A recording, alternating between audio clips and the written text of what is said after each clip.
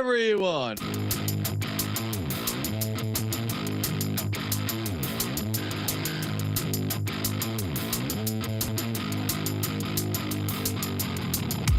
What would you do if you had my life? Work like me, had them stripes. Would you go hard just to have that ice? But I'm just fair trying to have that price. Getting yo cooking about to add that spice. Nowadays dudes never had that fight. When the push bill, but it burst your pipes.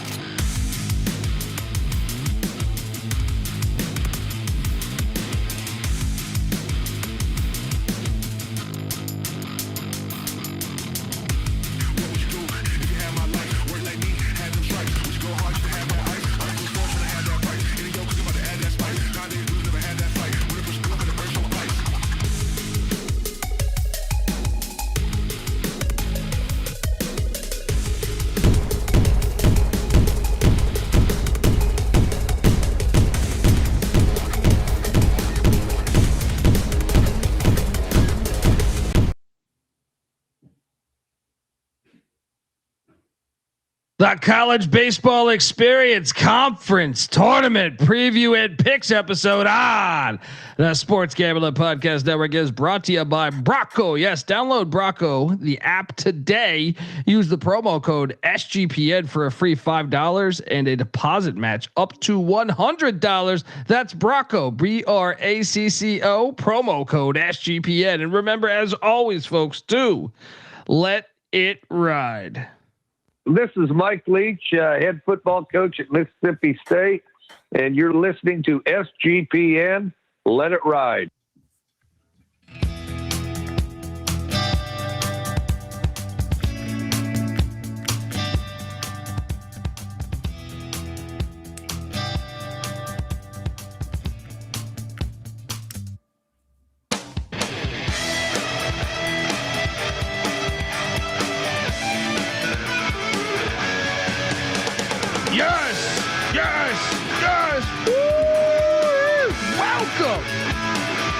Welcome to the College Baseball Experience Conference Tournament Preview and Picks episode.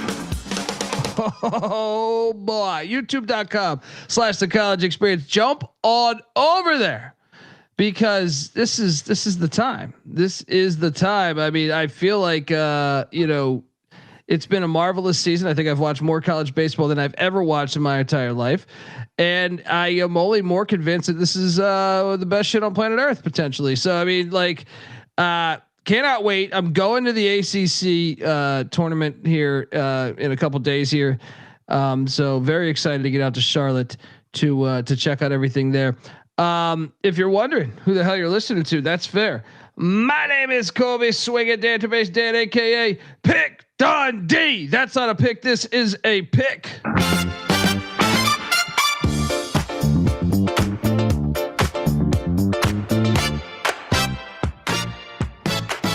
It's Pick Dundee. That's not a pick. This is a pick. It's Pick Dundee. Welcome to the land down under. I won't play the whole song. Glad to be here. Can't wait to talk about with you guys. It's been a minute for the collab, for everyone to be on the same page here. But we are joined by the heartbeat of the College Baseball Experience. Last time I talked to him, he was freshly back from a fucking cruise, like he's 77 years old. Also, today, thunder snow hit his Michigan home, and now he's in the lobby of a hotel, and I'm sure they are calling security. There is a policy called loitering. Bieniek, give it up for the great Noah Bieniek. How you doing, buddy? I'm doing great, boys. Yeah, it's been a, I would say, scramble to make sure that I had Wi-Fi and connection, because I lost data reception as well. But we had quite the development today in the neighborhood. A tree fell down, which landed on a couple of power boxes. Cell service was not available for us. So, and the heartbeat of the College Baseball Podcast this year has skipped a couple of beats, and that is all on me. Today, I was not going to let that happen. So here for the conference tournament week, and very psyched for it. Let's go. Michigan's like India. I feel like I had some friends from India that I went to high school with, and it was hilarious because they had just gotten like beta and VHS. So it was like, you know, you guys are just a little bit behind the times. You're catching up. All right. You're catching up over there. We are also joined by third man in the booth. He is the host of the Head First podcast. Make sure you check it out. Give it up for the great JP Sponseller. How you doing, brother? I'm good. I cannot complain. I feel like conference tournament time for me is always kind of bittersweet. It's that in between period where you start to I don't know, feel sad about the season coming to an end, but then you also get excited for the postseason. So I'm still kind of working through those thoughts and feelings right now. That's some deep shit you're hitting us with from the start, man. You're like, I'm feeling. I've been thinking about this for a couple of days now. It's been weighing on me. It's like COVID. When COVID hit, dude, we were supposed to be doing a show from Caesar's Palace for college basketball. Right, COVID hits and like just wipes out the NCAA tournament. It was what a day or two before the on Selection Sunday, I think. Right, it was it was really tough. I was explaining to my wife. She's like, "You're like in a deep depressed mood," and I'm like, "Well, they just fucking took our tournament. These fuckers, right? They took our tournament." So I get what and they made us think that we could get it in May. I remember that. Being that was the worst too. It was like the girl, when you're a kid and you get the girl's number and then she's not even interested in you. You know what I mean? Like she's like, you had to be that fucking annoying to say, well, we might do it in a month, might do it another month. But boys, we are here. And we have brackets and there's nothing better than brackets. All right. I learned that during COVID too, when I was betting on marbles, right? Marble racing, right? Like brackets are awesome. So youtube.com/the college experience. I highly recommend the visual, but if you're listening to this on the audio side, that's okay too. Let's jump right into it, boys, because I will be here. Shout out to Tailgate Report, who will be here as well. And once again, this is the brackets. We kind of threw this together on the fly. So, I mean, this is what I downloaded from their website. I think it should be a little bit better. Like personally, they should offer maybe a little different format, but the ACC in Charlotte, I can't wait for this tournament. Me and Tailgate Report have been talking about this for months now. I feel like Georgia Tech, the 1 seed. Obviously, if you're not watching on YouTube, they have a bye week or a bye series, I should say, as they'll be sitting there for a little bit there. But so we get NC State Duke to start things off. We also have Stanford Cal. That's fantastic. Notre Dame and Clemson. Awesome. And Louisville Pitt, an old Big East matchup there. Boys, for anything stand out on the bracket as, Georgia Tech, BC, North Carolina, Florida State, AKA Saudi Arabia State with the double buys. Does anything stand out? Because we got the odds over at DK, but first reaction when you saw the bracket, is there one side that you say, man, that's a nice path? I think the team that got the most favorable path is the 1 seed Georgia Tech. That's typically how you would expect to work, something like this to work out. But just the fact that Virginia has not been playing their best ball lately, Georgia Tech just swept Boston College in a really non-competitive series. I really like the Yellow Jackets draw at the top of that bracket, JP. Yeah, I can't say that I'm thinking anything different. One thing that does stick out is Virginia Tech getting the 7 seed. Respect to them. I had no idea that they were playing good enough ball to find themselves getting 7th place even in the ACC. So respect to them. I do think like a potential team to get hot. Like I like the Miami Hurricanes against either Stanford or Cal. And I don't know. I expected a little bit more out of them this weekend. Obviously, I feel like they kind of threw away that Friday game a little bit, or Thursday, but I could see them, if they win those first 2 games, get a little confidence back, a little mojo. I could see them giving Georgia Tech a run for their money there in that quarterfinal game would be. With these massive conferences and everybody doesn't play everybody, and the tiebreakers are really just one game. Virginia Tech, it's easy to see how they can kind of sneak in there because they've been hovering on the outside of the NCAA tournament bubble for a lot of it, but with an RPI good enough to get in. So yeah, Virginia Tech is an interesting team that has something to play for this weekend. Colby. Well, no, what's interesting is the odds do not reflect. They're not very big on the Hokies over at DK. So the odds are Georgia Tech plus 160 to win this thing. North Carolina, the Tar Heels plus 225. Florida State, aka Saudi Arabia State, plus 600. Wake Forest plus 950. The Hurricanes, who we just mentioned here, plus 1100 there. BC plus 1300, which is hilarious because Miami has to play one more game than BC. Virginia plus 1700, NC State plus 2200, Notre Dame plus 3500, as well as Clemson at 3500. At 5000 is Pitt and Louisville, and at 7500 is Virginia Tech and Cal. And at 100 to 1 there, Stanford, and 200 to 1 at Duke. So Virginia Tech disrespected from the Vegas odds makers, though, when you look at it like that. And another one would be Boston College disrespected at plus 1300, considering they play one less game than the Canes. So the Vegas is telling you the Canes are going to beat Boston College. Essentially, they have them favored. So that would put them, like JP just said, against the Yellow Jackets. So you're selling me just on that right there. If Vegas is telling you they're better than BC, they're putting you all the way against the Jackets. I think another thing to add there is, like, obviously, when you think about pitching matchups, like, yes, by the time Miami gets to that Saturday game, though, like, they will have a weekend starter ready to go. And that would be a very important game for them as far as making the tournament, like Noah said. So when you think about these, you can't think about like, oh, Friday, Saturday, they'll be on their third or fourth pitcher. Like, they'll be throwing their fourth or fifth pitcher in these first round games until they get deeper into the tournament, until those guys get rested back up. So I think them with a weekend starter, it's like that just gives you an even better, I don't know, makes me feel even better about their chances to make a run at it.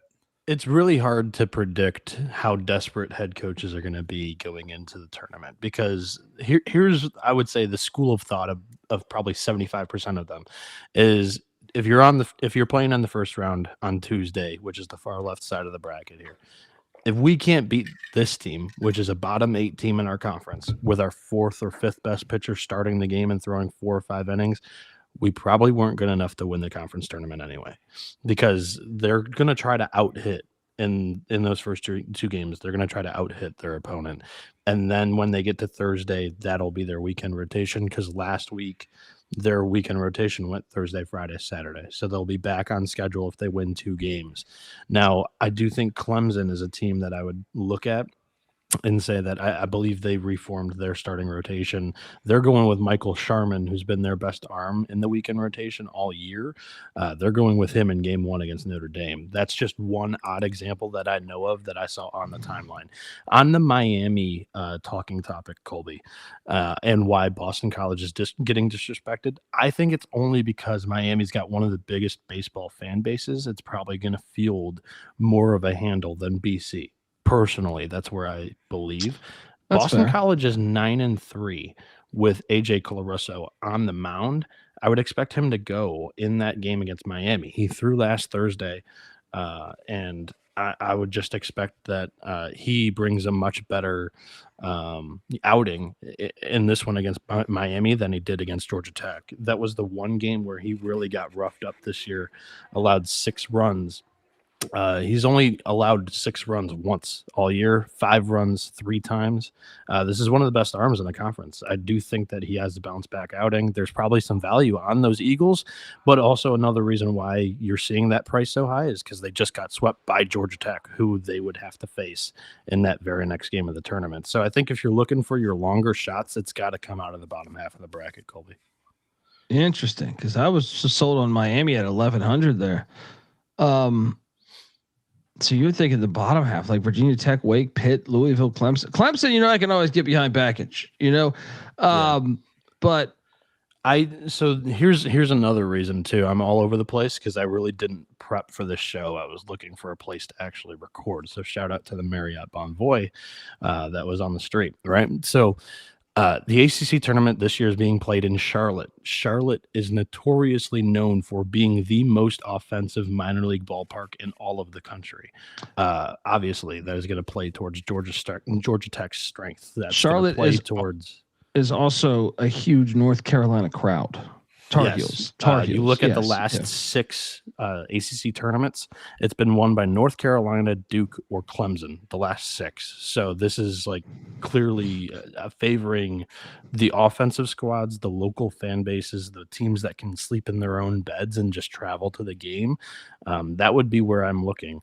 Clemson gets a little too rich for me because it's not like a team that's really going to outslug anybody.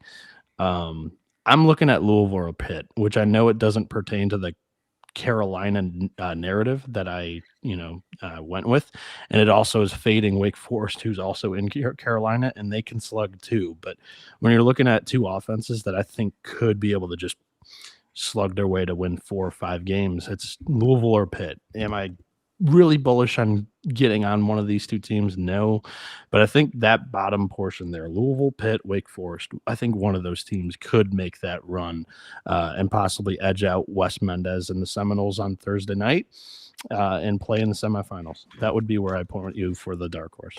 Yeah, I was just going to say too, like, correct me if I'm wrong, but every year the tournament has been played at this stadium, it's a total slugfest. It's who can slug their way to the championship. And I was just going to say, like, I know they had injuries. I was super high on the Louisville lineup in the preseason. Now, don't get me wrong. Could they give up 20 runs a game down in Charlotte? Absolutely. But I agree that they're a team that could definitely just go on an offensive tear here and put up 10 to 15 runs a game. Yeah. So you guys are both going to take that bait. I'll stick with your Canes play. I like that path better. And Vegas is telling you they're beating BC, or they'll be favored against BC. Georgia Tech, they're feeling good about themselves. What does Coach Leach say? Their fat girlfriends are eating fish sandwiches with their fat girlfriends. So, I think give me the Canes plus 1100. Let's go. You guys are both jumping on what are you going cards? You going Bieniek's going Pitt, I bet, because of his Point Park days. But what are you guys officially doing? No, for my official pick, I'm sticking with my original pick in the Canes. All right. For me, give me Georgia Tech winning this thing. I think they sweep the ACC this year and they get it done over Wake Forest. But hey, it's still plus money. So I can't make it plus 160. So there is that. But shout out to Tailgate Report giving us $20. Bieniek getting a pay by the hour room at the Fanta Suites Inn tonight. His question: will Georgia Tech dominate to the final? Which obviously I think Bieniek just answered that question. Bottom of the bracket is wide open. Who is going to be the runner-up? Chapel Bill, Saudi Arabia State, or them Demons? So look, Tailgate Report, who was just recently at the Louisville Cardinals game the other night, the Virginia Louisville game. That was a fun one. But runner-up, who's your runner-up? I had Georgia Tech beating Wake. I do think it ends up being Wake or North Carolina. North Carolina's fan base really does show up here. NC State's does too. And less so Duke and Wake, but NC State and North Carolina are the fan bases to watch out for. Give me Georgia Tech over Wake, with UNC being that semifinal matchup against the Deeks.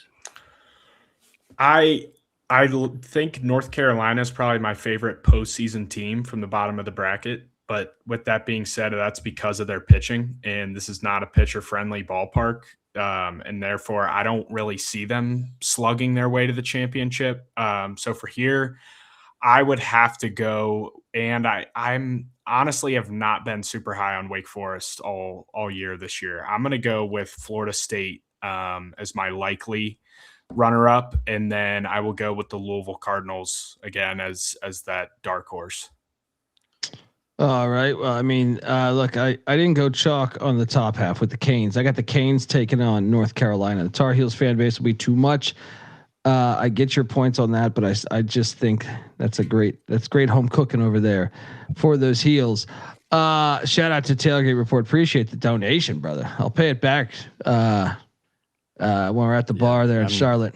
I'm jealous. I've wanted to do the ACC tournament like the last 3 years now, and I haven't been able to make it happen. So have fun watching those games. Yeah, we're gonna hit all of Ric Flair's favorite bars in Charlotte. That he's if been you're kicked looking out of. If you're looking to watch good pitching matchups, it is not the right place. But if you're looking for some slugging, there you go. Let's go. Next up, let's jump over to the Big 12. It's the Big 12, as Dan Hawkins once said. I know this bracket's hard to read.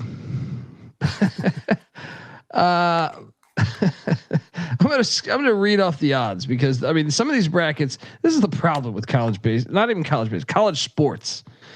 Every conference has like way too many fucking teams. It's hilarious just looking at the brackets, and it's even funnier if you ever looked at the ones previously, say 10 years ago, when March Madness or something was happening. It was so bland and basic, and now it's like the goddamn you're breaking down. It's you need to call Nicolas Cage for what's that fucking movie he's in Philadelphia? What was that movie? Right? I mean, just this. It's hard to decipher. The Big 12 odds currently over at DK. Why can't I think of that Nicolas Cage movie? You know what I'm talking about?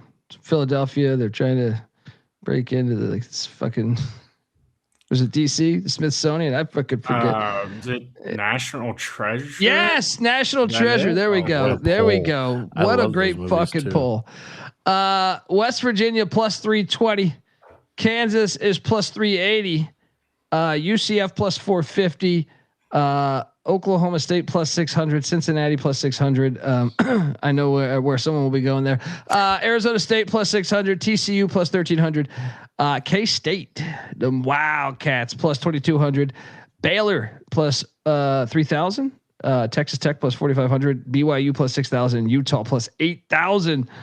Gentlemen, is it just like my co-host for the basketball and football show is a Mountaineer through and through. He's been at all the games. And it's been highly annoying as he texts me just shit hammering how good they are, pretty much daily. I mean, do we just jump on the plus 320? Morgantown, you'll always be home sweet home to me. They're red hot, but I can't take them. Look, I know he's my co-host, but I'm saying I want sports misery from everyone I know, right? So I can't take them. I'm curious though. This one is on the topic. West Virginia's draw is quite tough. They will be getting TCU, who they won the game 3 against W, complete game shutout. They just played each other last weekend. I do think that favors a team that lost the series. You have the scouting report on the team that just beat you. I kind of don't love that matchup for W, and also Arizona State and Cincinnati are very dangerous. So that bottom half of the bracket's tough for the 1 seed, or I should say the 2 seed for the Big 12 here. Well, path-wise, this is if you're listening to this on the audio side, it's a strange bracket. I mean, so I'm trying to break this down. So surprisingly, are you guys surprised at the odds by chance on like there's great value considering the differences from the ACC. There is way more value in these top teams, and they don't play for a couple games here. Like W, Kansas, Oklahoma State's plus 600 just sitting right there. Then they don't play for a little bit. Yeah, I can't say like the reason being is because those 1, 2, 3, 4, 5, 6 teams lined up right there could all have beat the shit out of each other on any given series. And I've just noticed in my short time following the Big 12 in both baseball and football and even basketball since Cincinnati has joined, like that tends to be how it is. The Big 12 teams just beat up on each other, and whether some teams are good or just have bad weekends, like it's just how it is. So no, I can't say I'm shocked. Like I definitely think that's the reason being. Like I think JP's on the button there too. Yeah, I mean, I know it more, I guess, in football, but what about you're in fucking Arizona, by the way, surprise Arizona. Yeah. who's traveling best here? See, but like Well, West Virginia, Arizona's eliminated, and Yeah, the that's what I'm Wildcats saying. aren't playing in this. That's why thing, besides, yeah, West Virginia won't, right? They don't even know we have aviation. They'll be taking the fucking I train. don't know. I right? wouldn't say that. They showed up at like the regionals that they've played in, and they even had a little bit of a presence in Baton Rouge last year for the Super Regional. I don't think they've flooded Utah Globe and Life. BYU don't care enough, right? Yeah, BYU no. maybe though. BYU that alumni base is gigantic. So or like just that one could be sneaky. Maybe I don't know. I mean, obviously Arizona State is the one that jumps out, but I'm saying is there another edge that I'm not seeing? Is like OK State or Baylor or something going to be deeper than I realize?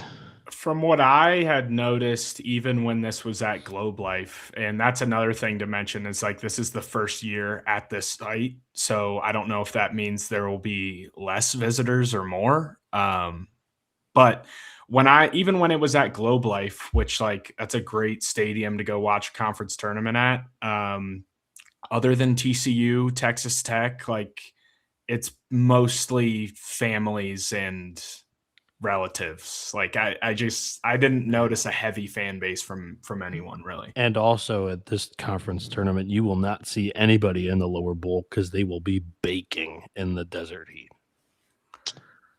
Bring that peyote. Let's go. I mean, am I crazy for thinking the Sun Devils were the play? No, I don't think you're crazy at all because they are kind of in limbo in NCAA tournament at large. Plus 600 too. Plus 600. Yeah, they're gonna have the crowd. You're a little crazy for going against Nathan Taylor on game one. That's a little crazy. Should have factored in that take. Carlone will probably be going for Arizona State though too. So I mean, that's he did exit the last game early. Okay, Arizona State's ace. Gotcha. After like the second inning. And how far is Surprise Arizona from Tempe?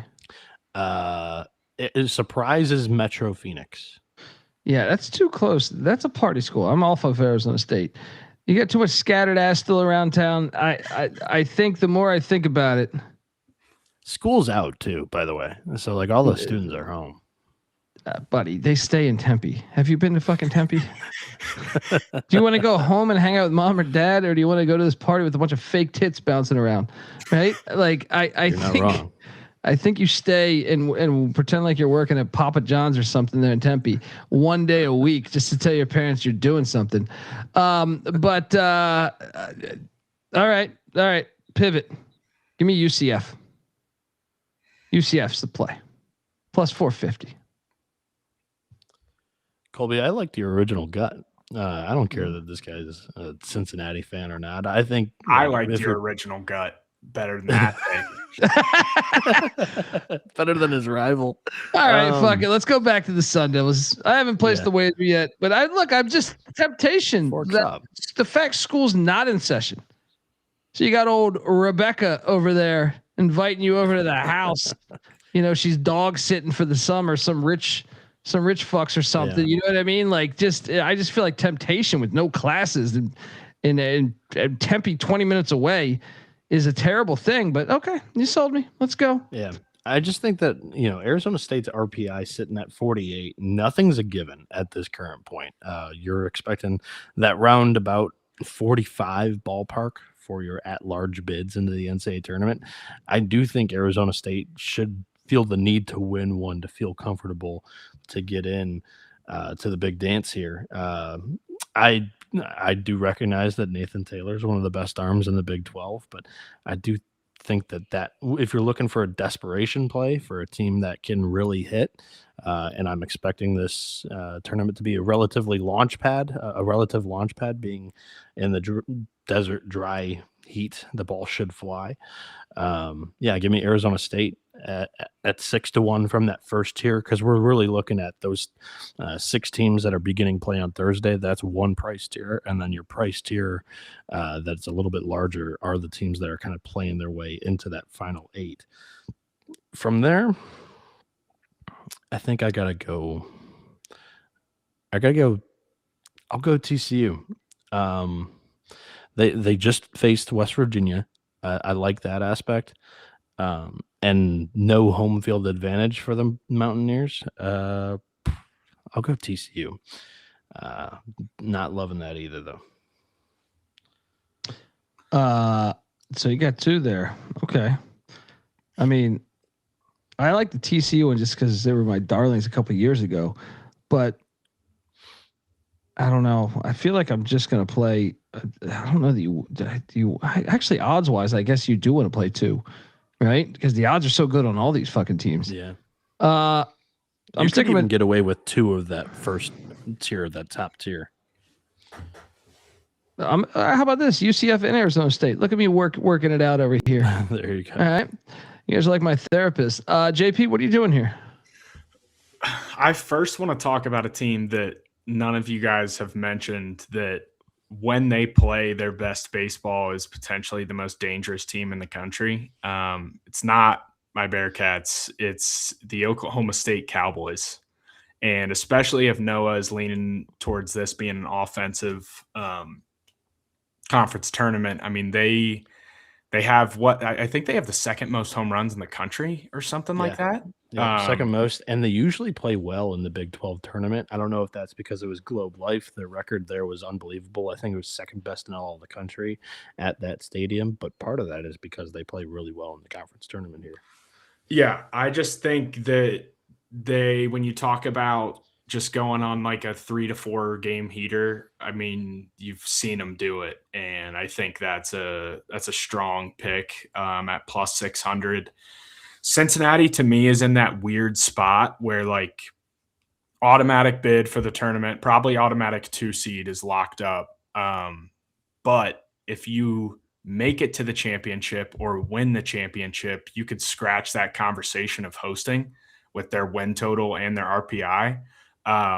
So they're kind of in that weird, like for me, it's like, all right, either win it all or just lose on Thursday and go home and get ready for the regional, honestly. But no, for a total dark horse pick, I also would like that TCU at plus 1,300. They finally just now got everyone back healthy as they lose Sawyer Stroh-Snyder, right? I think he's done. But they've kind of been itching and scratching these last couple weeks, and I could just see them really digging deep as a bubble-ish team that needs to perform well this week. But to be honest, I've sunk way too much money into those guys in the preseason to do any more in the conference tournament. So I think the Cowboys. Yeah, and a tailgate report says, in a world of hypotheticals, if Cincinnati makes it to the Big 12 championship game, will they be able to crack into the top 16 and potentially host a regional? We need 2 regional hosts in the Midwest, he says, which obviously he's a fucking legend. So he's trying to go to all these things. I know him, right? Tailgate's trying to pull off a doubleheader. Is that possible? What do you think? I just think they would need to win it. They're still one of these teams like, for example, they've been in a better spot to potentially host than Oklahoma State probably all year. But then Oklahoma State gets really hot the past couple weeks, and now people talked about them hosting for a little bit. Like, it's just when your program has a little more pedigree and consistency of winning, not to mention Oklahoma State has a fantastic stadium, but they definitely have the facilities to host. It's more or less just, I don't think they have that respect across college baseball enough where if they are on the bubble, like for example, they're going to have to win the tournament. I think they're going to have to make it definitive. And if they do anything short of that, I think they'll be right outside. Yeah, your magic number typically to host, or at least be definitely thrown into that conversation, is 40 wins. Cincinnati's 37-19, so it would put them right there at that threshold of like, okay, this has been a cute story. This is a good team this year. They're playing good baseball. 40 wins is typically that threshold for like the mid-major teams to get in. Not saying that Cincinnati is a mid-major, but formerly of, that stance. So when JP's phrasing it like that, I could see that being nice the way. Subtle diss. I like that. No, he's totally right. Cincinnati's got 13 quad 1 wins. I do think that, if they get a win or two that moves their RPI up 5 spots to where they're in the top 16 or something like that, I do think they have a strong argument because that is one of the top things that the committee should and does look at.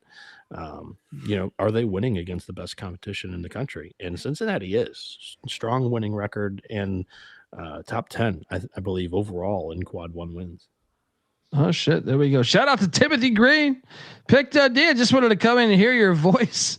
Love that. All right, appreciate you, brother, and hope you're well, man. I appreciate all the fans of my voice.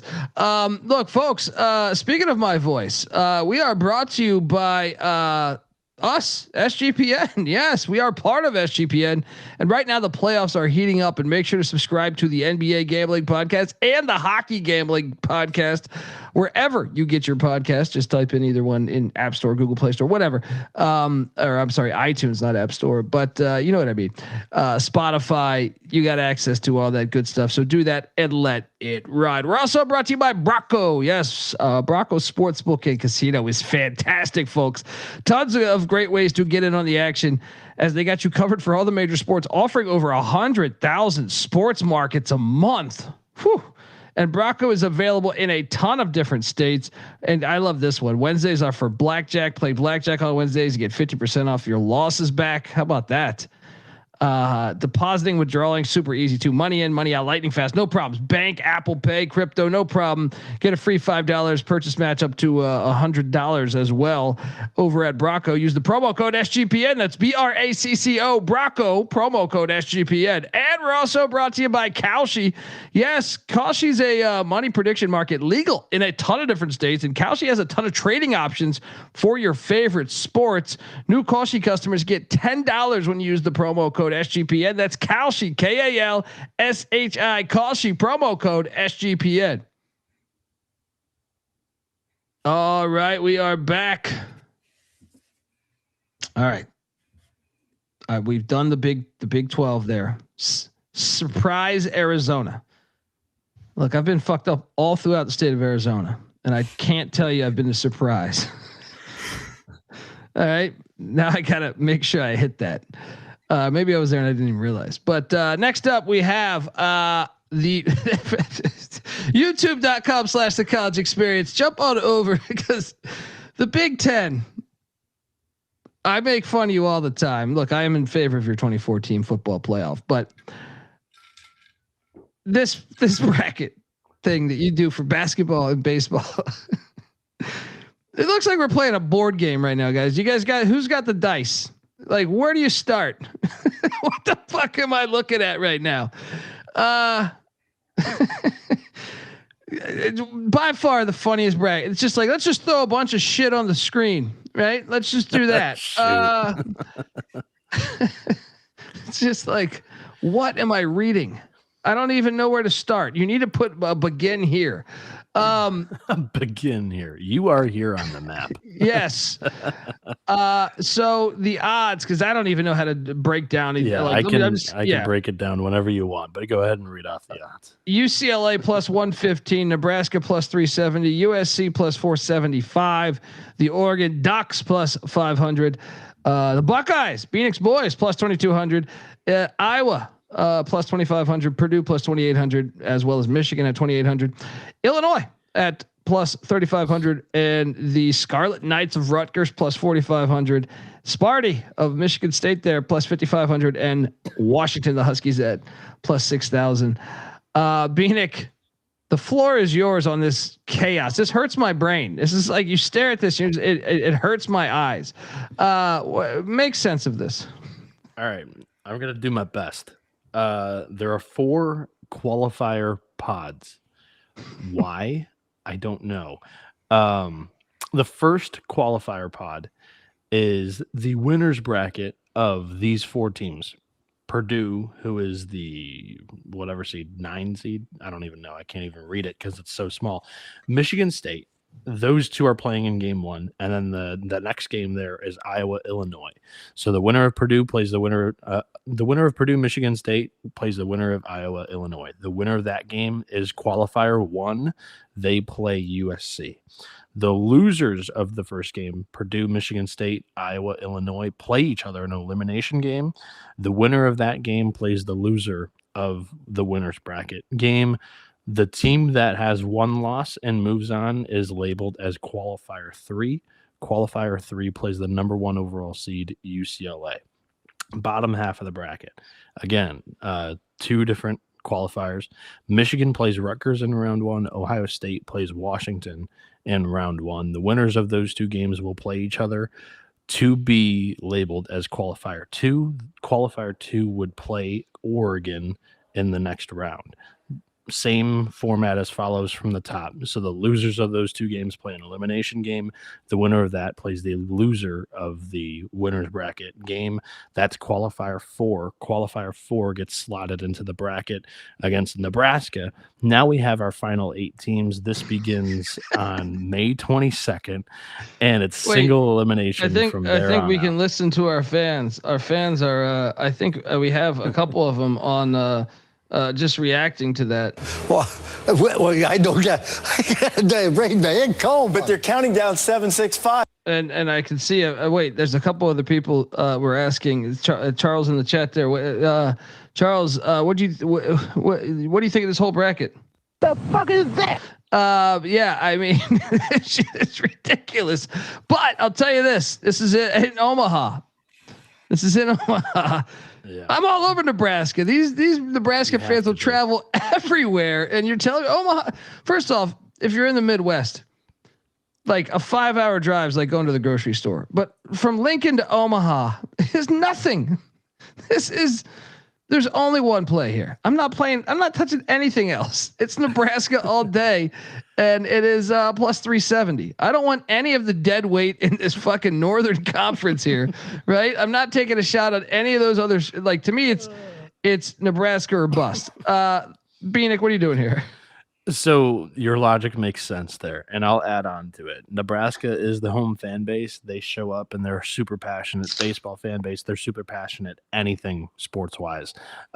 In Nebraska, they've won this tournament 3 straight years. Last year they knocked off UCLA in the championship, and last year they had dumb luck to even get there.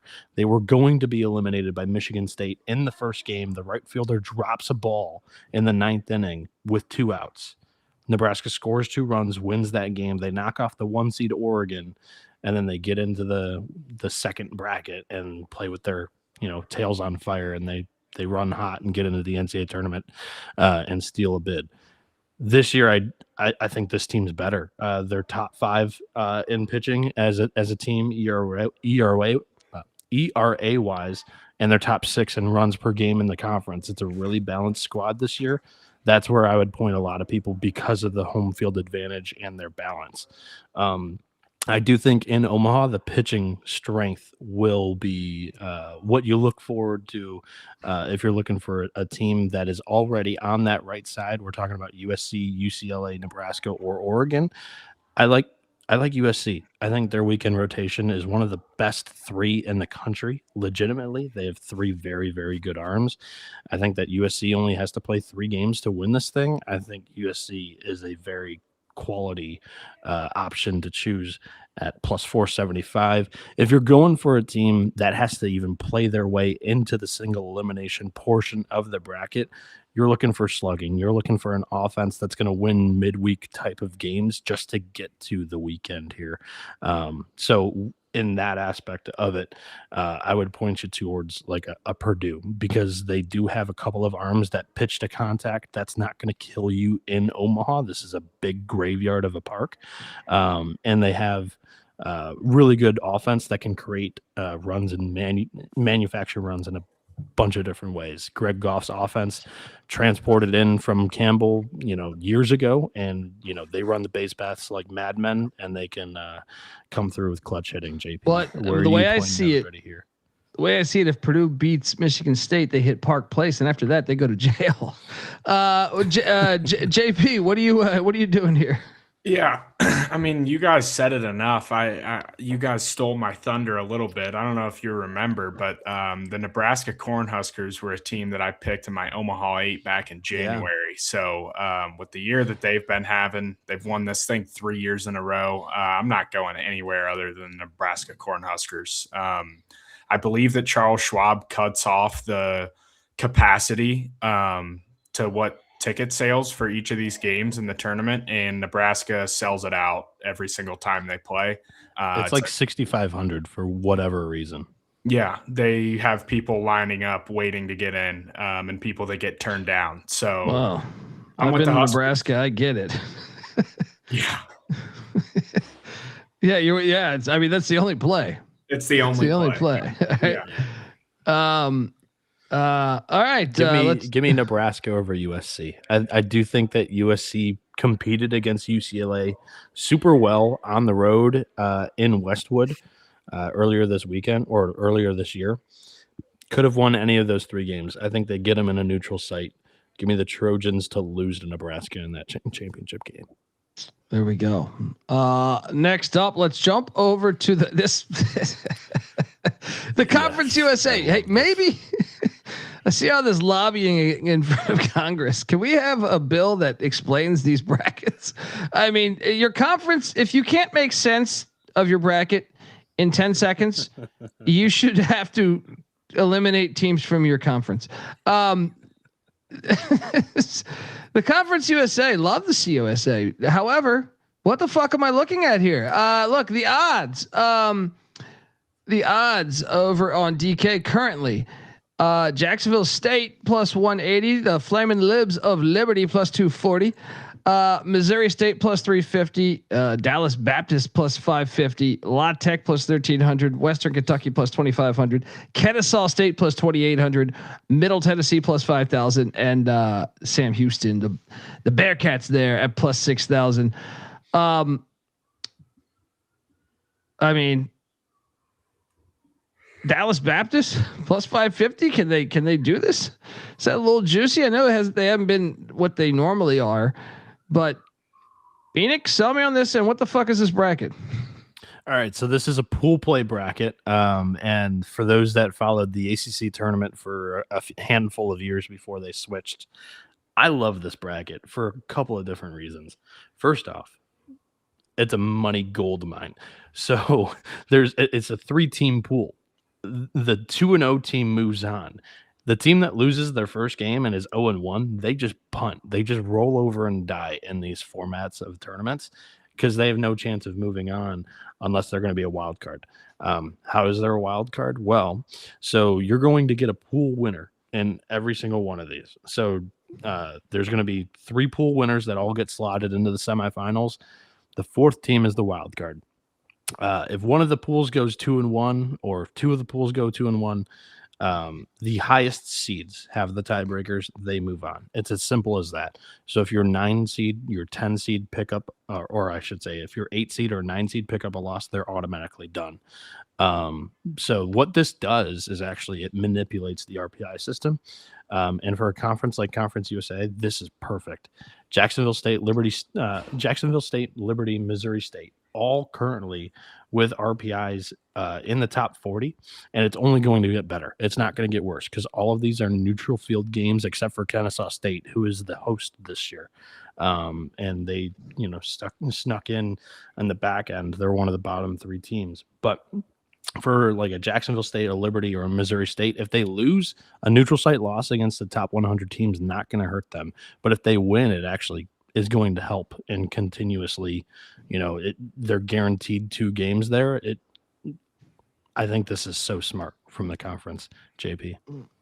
Yeah, I didn't even think of it that way, but like you said, like some of these teams that are potentially on the bubble, like I think Jack State should be a lock in my opinion, but you never truly know. But yeah, I think just giving these teams an opportunity to, like you said, give them 2-3 games guaranteed to boost that RPI and the win total a little bit is a really good idea for them. Yeah. Well, I mean, Almost cheating the system though. Like if they are going to value RPI that much, like in win total, like well, college basketball they do that crazy in college basketball, like the power conferences do. So yeah. I give them that dish back. I look plus 180 on Jacksonville State. I'd rather get a little more juice on this action. Give me the Flamin' Libs plus 240. But okay. I am curious, is it worth taking a shot on DBU at plus 550. So Colby, that's a great call. DBU has series wins over both Missouri State and Kennesaw State. So they've already beat both of those teams in a 2-1 in a 3-game series. JP? I think they just beat Jacksonville State at home this past weekend. I was at a wedding, so I'm pretty sure they won Thursday, did. Friday, and lost Saturday. Let me confirm that. But yeah, and they've got a good offense that can win those midweek games and set them up to be able to use their top arms on the weekend there in the semifinals. Let's go. Those would be my 2 plays. What are you doing here, Bieniek? So Liberty did not play Sam Houston this year.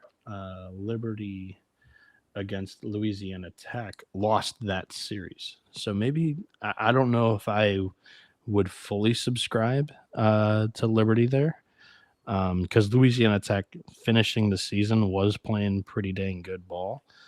I think so. Here's the benefit of taking like a team like Jacksonville State or Liberty is that if they do lose that one game, if they go 1-1 in pool play, they will most likely advance because they're the 1 or the 2 seed and they have that tiebreaker. So you get the extra life, I guess I should say, if they lose. And Jacksonville State is going to be my team that I pick here. They're plus money there. I think to get cute, I'll go Dallas Baptist as another shot. But the Gamecocks, they swept Middle Tennessee earlier this year. And then the other opponent there in their bracket is Western Kentucky. More of a team with, better arms than bats. And also Western Kentucky was swept by Jack State. So we're going Gamecocks because even if they lose one of those games, they advance with the tiebreaker. Yeah, I did just confirm that DBU won the series this past weekend against Jack State, which I think that's huge for confidence. I feel like this conference, odds-wise, you're kind of in 3 tiers, and so I don't just repeat what you guys said because my homer pick would be Jacksonville State. My middle-of-the-pack pick would be DBU, just showing the potential that their offense has shown and what they just did this past weekend. And then my long shot will I'll go La Tech. They've probably just shown me the most out of any of those teams with above 1,000 odds. So the Bulldogs would be my long shot pick. All right, there we go. The CUSA, excited to watch this. Next up, I'm excited to see how many at-large bids they can get. I think they can play their way into 3. Cook the books, baby. Look, next up, we're brought to you by Underdog Fantasy. Yes, the college baseball experience. Definitely brought to you by Underdog Fantasy because they have been kicking ass. They have you covered for pick'em for almost every single sport. Underdogs just increased their payouts as well. 2 pick entries now at 3.5 times, and 3 pick entries now at 6.5 times. Underdogs got a brand new offer for new customers as well. Play $5, get $50 in bonus funds when you sign up with our promo code TCESGPN.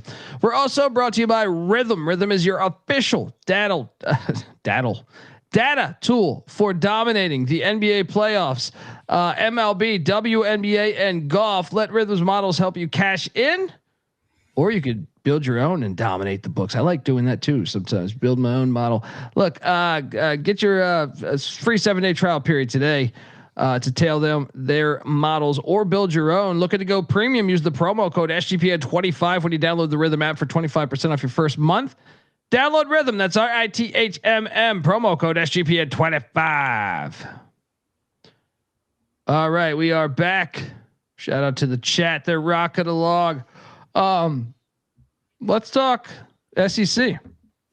It just means more. Obviously, historically, a fantastic college baseball conference. And you look at these odds right now over on DK.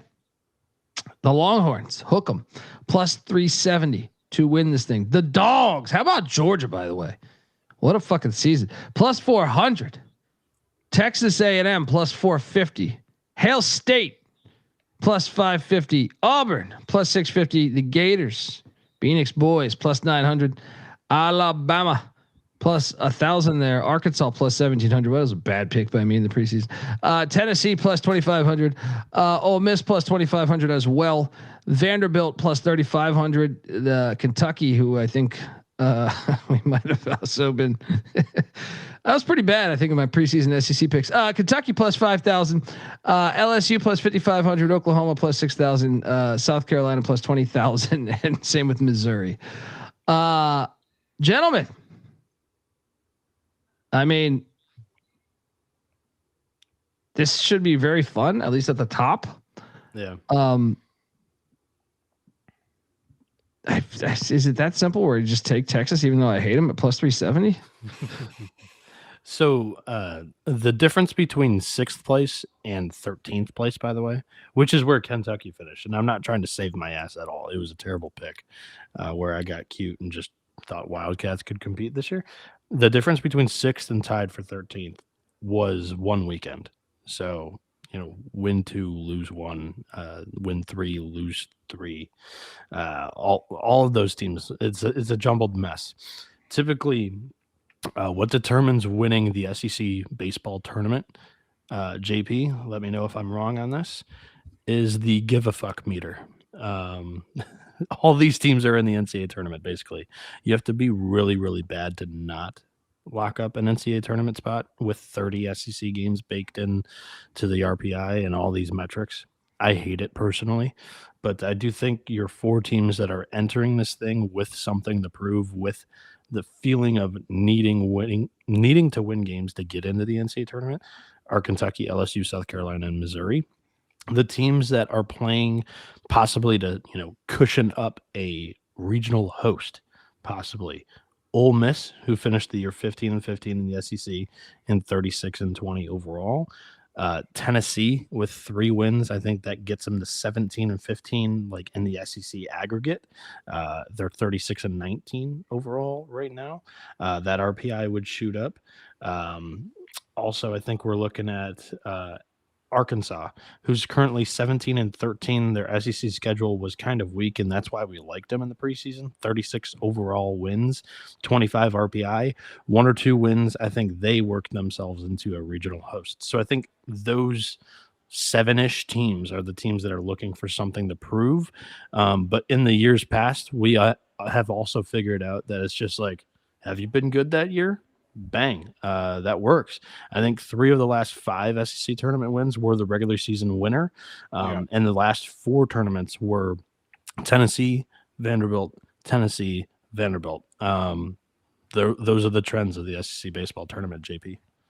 Yeah, I think you have a good point. I think just to add somewhat to like the give a shit meter, right? Like Mississippi State's a team that had obviously they're in a great spot, but they have lost the last 2 or 3 weekends in a row. So I think as a ball club, right, like you feel better going into the tournament if you can rattle off a couple wins. Also, to your point about Ole Miss, Mississippi State has absolutely owned Ole Miss, so I don't feel great about that. For them, game 2. And odds wise altogether, I immediately got drawn to the Tennessee Volunteers plus 2,500. I feel like they've are arguably not the hottest team in the conference right now, right? But a team that had a lot of potential that I feel like is just now kind of putting it together at the right time. And like you said, they have something to play for and potentially get a host spot. So I think that they are probably my favorite team, odds wise, give a shit wise, how they're playing all together. Well, I mean, what if I just doubled down on Arkansas? I've already lost money on them. Might as well just say fuck it. Of all the coaches that notoriously punt on the SEC baseball tournament, I think Dave Van Horn is the face of that motto. So go for it. I do believe that, they're not actively looking to win the tournament. I think they're looking to win 1 or 2 but mostly rest up, be ready for the NCAA tournament. Okay, maybe I will but- take. So who do you think? Like, give me your top 4 plays that won't be resting up. Top 4 plays that won't be resting up. So I'm in alignment with JP. I think Tennessee was the cute one. If you're looking for a team that, their program philosophy or just, viewpoint on the SEC tournament has always been, we're going to go and then we're going to compete. I do think South Carolina is a reasonable draw to expect them to win that first game. Arkansas, kind of, I don't expect them to throw Hunter Dietz in that game with him 1 year off of arm surgery, even though how dominant he's been. I don't expect them to move him up a day. They've really struggled in finding a third and a fourth starter this year. So I do think that Tennessee picks up their first and second wins there. That game is going to get spicy too. Just getting Tennessee, flashbacks Arkansas. from the Super last year. And Tennessee's just starting to talk more and more shit every week. So I could just see that game getting a little interesting. Yeah. Next, I think I would point you to the winner of the Kentucky Vanderbilt game. From there, I do think there's a potential of a runner. My faith in these two teams aren't as high as Tennessee, but both of these teams need wins. Florida is not a program that typically goes to Hoover looking to play deep into the weekend. Alabama is a relatively new program in this position with a double bye in the SEC tournament. How are they going to handle that? Being that they are the home crowd, I don't know. They typically don't over dominate in the crowd either. I would expect. They're one for me, though, that I do feel like is going to, I just feel like as good of a season that they've had, they feel like they've been getting disrespected all year, and maybe they have been. I just feel like that team has a chip on their shoulder and kind of will this weekend, despite being seeded very well. Yeah, that's fair. And then the team that I think if you're looking for one of the top 4 that has that double bye, I'll ride with the regular season winner that won it by an entire weekend, 3 games. They've continued to prove me wrong, so now I'm like, all right, prove me right. Go out there and win the SEC tournament, win 3 straight games. Where I was telling JP pre-show, the strategy of winning a weekend is not necessarily winning 3 straight games. They have actively punted on some games and thrown or saved a couple of arms for the 3rd game of the weekend. So I'm really interested to see how Georgia handles this, because you can't punt away a regional and you can't punt away in the bracket in Omaha during the College World Series. So give me the Bulldogs. Let's put a little bit of pressure with my pick on Georgia there. JP? I mean, it sounds like you're just taking all the favorites this year. We got Georgia Tech, Georgia. No, I'll stick with I think my best odds, just sprinkle pick, has got to be Tennessee. And I think since we didn't mention them, and you talk about being able to slug in all these conference tournaments, the Aggies are creeping down there. And yeah, I just believe in that offense. So I think that's a good middle of the pack pick. Second most runs per game scored in the league. It's not a bad pick at all. Yeah, I'm having trouble here.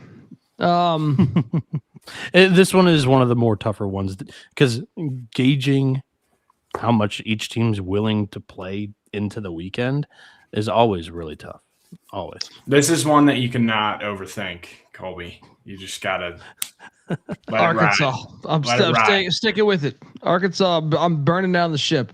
All right. All right. Next up, let's jump over to the SunBelt Conference. I love Timothy too. He says, "Yeah, I love the give a fuck meter," and yeah, that's why we're here. That's the SEC tournament for you.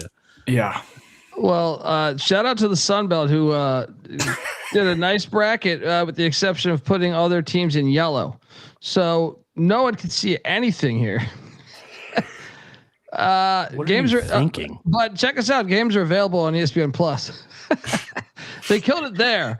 But look, the SunBelt the Fun Belt, Sun Belt, man. Southern Miss plus 180, Coastal Carolina plus 260, App State plus 700, Troy plus 750, Texas State plus 750, South Alabama plus 750, Louisiana Lafayette plus 1300, ODU plus 4500, Georgia State plus 6000, Marshall plus 7000. I've actually watched a lot of Sun Belt baseball this year. For some reason, I think I've always appreciated Southern Miss. Just their, no, I did not I was not part of that Brett Favre scandal, but I've always appreciated their athletics. So I watch a lot of them. Same with Coastal. I went to a couple games there in Conway. App State I've watched a lot of, as well as Marshall. I've watched a good amount of.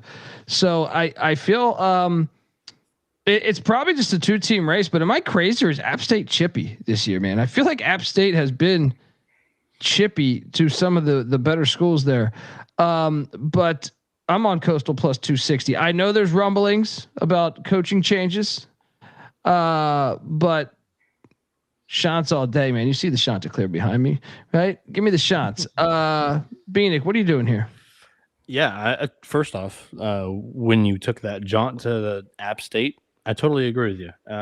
Offense has clearly been a step above everybody else in this league, averaging 8.3 runs per game, and their batting average is like 30 points higher than anybody else in the conference, and in conference play, it's an even wider gap. So App State, yes, they got a favorable regular season draw, just how the schedules worked, but their offense has been raking this year.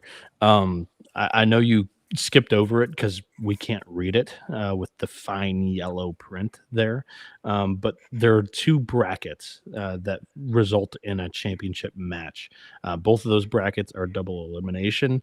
They're basically regional format style, with the championship being 1 extra game than we're used to in a regional format. The first bracket, or I should say, the first bracket, the play-in game is Marshall and Louisiana. Louisiana just won the series at home against Coastal Carolina. If Louisiana wins the play-in, they play the Chanticleers in that next game in the bracket. So Louisiana, Marshall, Coastal Carolina is one side of that bracket. Texas State and App State are the other side. And then the second bracket in the Sun Belt, the play-in game is Georgia State and Old Dominion. The winner of that plays Southern Miss in that first game of the bracket.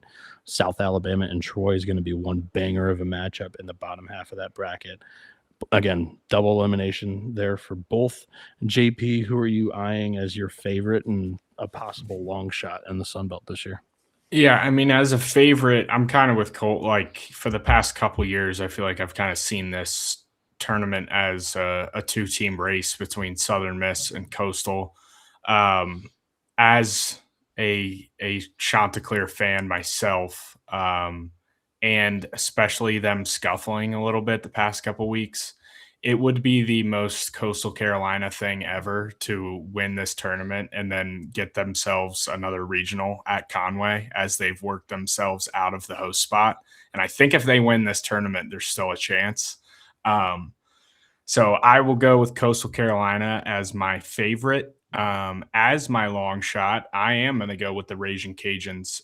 Talk about a team that just, like, I feel like would perform well in a back up against the wall kind of tournament for them. I mean, if they don't win this thing, they're probably not making it, or at least make a deep run. I love Matt Deggs. We've seen him fight coaches this year on the field. So that just kind of tells you a little bit about, I don't know what that ball team might bring to the table this week. You said it. They just won the series against Coastal. Team's got some fire. They played really well earlier on in the year too. So I think that would be my long shot pick there at plus 1,300. There we go. Yeah, long shot. I mean, I guess I'll stick with App, but it's not that long of a shot. So I'll just go Coastal and App. I've watched so much. I think I want to sprinkle 2 futures in the Sun Belt this year. How about Bieniek? You anything besides what you said earlier? So I didn't give up picks earlier, mainly because I wanted to analyze the bracket pool just a little bit longer, because it is, extremely hard to read. I like JP's angle on Coastal. I do think they come out of that bracket. The Southern Miss bracket is where I want to focus here because the Eagles have flown under the radar, and all of a sudden now they are the 1 seed. They won the SunBelt regular season championship. They now have the target on their back, and I think they've got two of the stronger challengers for getting to the championship match in South Alabama and Troy in this bracket. And you look at the one kind of hole or just not a strength of Southern Miss is slugging and just offense. Maybe not slugging because they've got 4 double-digit home run hitters on the team, but like consistent offense, I would say. They rank in the bottom half of the league in runs per game, and both South Alabama has a balanced mix. Troy can slug and hit pretty well. When you look at them as a team, the talent's there in the lineup. But I'm going to go South Alabama because I do think you also have this aspect of, coaching carousel news. You look at Schnall maybe being distracted because that destination is really on his mind and it's a big one. I think Calvi may be coaching to be into in consideration in the coaching carousel this spring. So South Alabama, I think they're going to be coming in motivated with a nice balanced group. And I think I like them to come out of that bracket. So give me South Alabama as the sprinkle, Coastal to win the league tournament. We go. We're all on Coastal and we all have our dark horse. All right, let's jump over to, so we have a couple more that just to quickly throw out here. The Big West Conference tournament going on.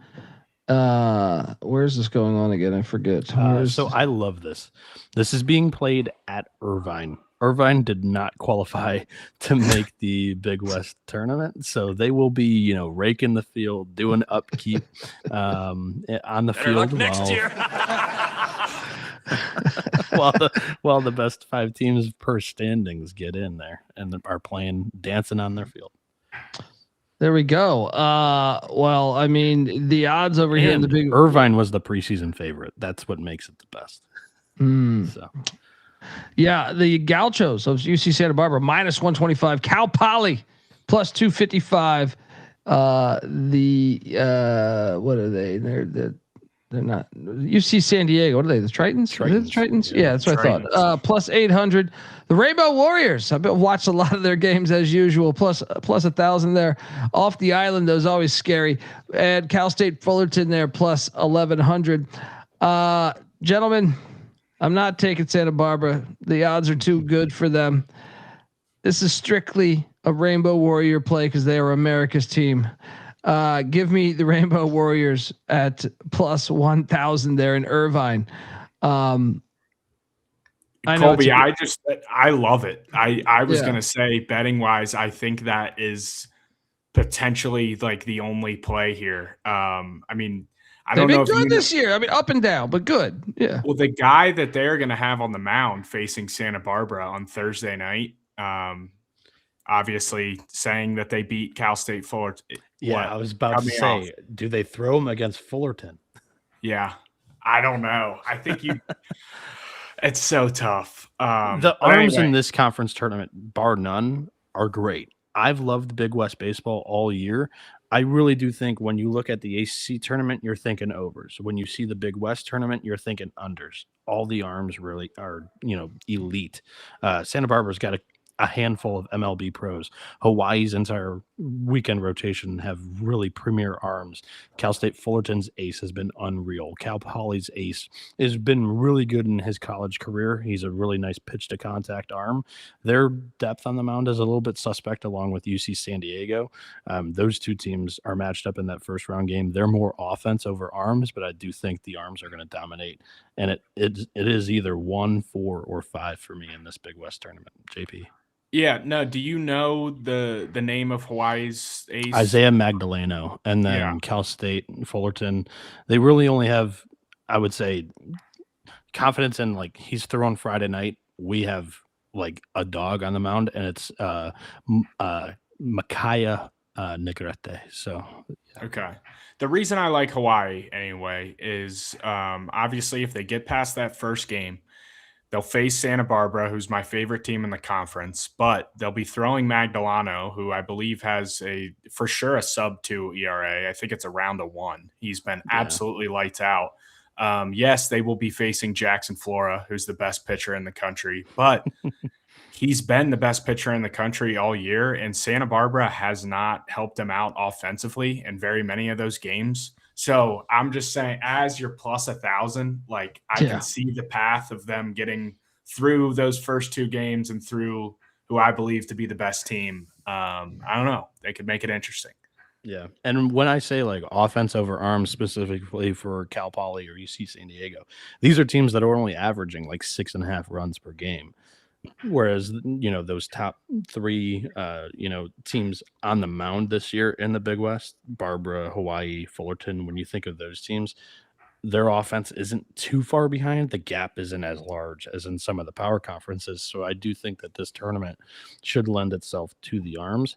I think your best bet for the long shot is just sprinkle a little bit of, maybe a quarter unit on both the 4 seed and the 5 seed. Know that you're punting away one of those bets immediately because it's a winner go home game to get into the double elimination portion. But JP laid it out. Jackson Flora has been dominant, but all the games that the Gauchos win his starts in, they're like 2-1, 3-0, 2-0. For whatever reason, the run support hasn't necessarily been there from UCSB. And overall, it's only an offense that averages just over 6 runs a game. So I do think there's value on the 10-1 teams there. Hawaii and Fullerton is the advice. We'll see. I might go in on Fullerton. Hawaii for sure. We're doing it. You guys good? Next. Yep. Next, let's jump to the Mountain West, my favorite bracket. Great work over there, Mountain West, our good friends. Bracket graphic, right? Like just the design of the graphic. Yeah, that's what I'm saying. Like, look how clean this is. Yeah. Somebody knows what they're doing. So this one, first off, quite exciting. The odds over on DK for the Mountain West currently San Diego State, the Aztecs plus 170. Wazoo, who is that's hilarious that they're there, but plus 240. Air Force plus 370. UNLV plus 800. The Wolfpack of Nevada plus 950, and the Lobos of New Mexico plus 1,000. All right, I'm not getting for this. Just give me the Aztecs plus 170. All right, maybe you can sell me a little bit on Wazoo. I watched I think a couple games of them this year when they took on Gonzaga, but I think San Diego State is just the easy play for me. Am I crazy, Bieniek? So I'm scrambling right now. As I said, I didn't really get to prep as much as I wanted to. Where is this tournament being played? I want to say I thought I saw Arizona. Mesa, Arizona. Yeah. All right. So that makes a little bit of a difference because I do think that'll favor more bats than arms. San Diego State, excellent on the mound, but they've been suspect at the plate. Let's say I could start. I'll give. I don't really believe in any of the long shots. But this Air Force team has put up a shit ton of runs this year. So I think as far as favoring an offensive team, it's at plus 370. It's not my favorite pick in the world, but they would be mine to kind of make some noise. Obviously, I think that UNLV in game 1 could be a tough game for them, though. I think that's probably where I'd like to live as well, because I'm looking this up on the fly, but Air Force has kind of, I would say, not ran it, but they've won 2 titles in the last 5 years for the league. So not as dominant as I thought they were, but yeah, this was, I think I don't know where my gut's telling me here or pointing me. I'll go Washington State. Final year in Mountain West. And then you're going to Pac-12. For a lot of these schools. At least 2. Yeah. I'll go Cougars. I I'm thrown for a loop because the San Diego State has been my favorite team in the league, but I do not think that this park plays to their strength. Gotcha. How about the WCC? They are in Scottsdale, Old Town Scottsdale, baby. Not that new shit. All right. This park's great too because the winners typically run out to the outfield and take a dip in the pool. Really cool. That is cool. So I've seen a little bit of this conference this year. For some reason, I lived next to LMU, so I watched a lot of LMU. They didn't even make the tournament, but I can tell you, Gonzaga, I've watched a little bit. I've been impressed by them. The odds. They won the league by 7 games. Yeah. They've been really good. They're minus 190. So there's no value there. St. Mary's at plus 350, Santa Clara at plus 600, Pacific, the Tigers at plus 900, Pepperdine, the Waves, baby, plus 3,000, and the Dons of San Francisco plus 4,500. Ay, man. So I'm looking at this bracket. I don't want any. I want someone that's going to get to the championship game. Yeah. Right. So all of those teams on the left, those are all playing games. They're not guaranteed to even get into the double elimination portion of the bracket. So you got to go those teams Pacific, right?